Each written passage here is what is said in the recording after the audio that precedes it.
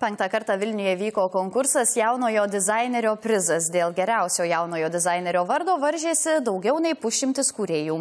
Jie pristatė savo darbus, kurie eksponuojami ir parodoje.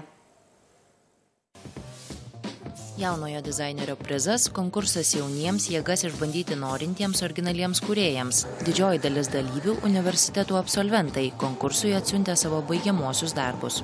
Iš viso buvo pateikti 76 visų kategorijų darbai. Iš jų atrinkta 15 geriausių. Tai drabužiai, aksesuarai, inovatyvūs buities daiktai, tokie kaip atliekų rūšiavimo maišai ar iš medžių žievės bei lavų pagaminti indai. Dizaineriai taip pat pristatė socialiai atsakingo dizaino bei konceptualius darbus. Juos vertino dizainerių industrijos profesionalų komisija. Kūrybiškumas, praktinis naudojimas dizaino, nes vis tiek tai kalba eina apie dizainą.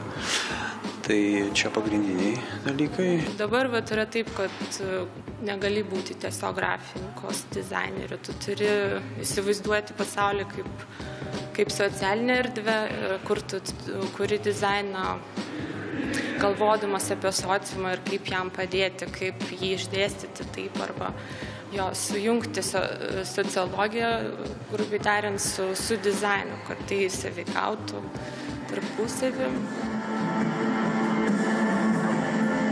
Geriausiais jaunaisiais dizaineriais pripažinti 3 dalyviai. Produkto kategorijoje nugalėjo Dominika Barkauskaitė ir jos kurtos garso kolonėlės. Mados kategorijoje Manto Bartkaus vyriškų drabužių kolekcija. Geriausių komunikacijos dizaino darbų pripažintas Karolinos Vaikšnytės stalo žaidimas Alzheimerio liga sergantiems ar kitų kognityvinių sutrikimų turintiems žmonėms.